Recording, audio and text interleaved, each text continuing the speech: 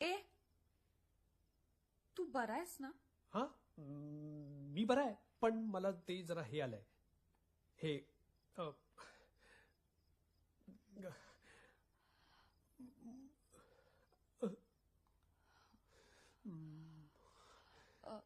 तू तू tension नको घेऊ.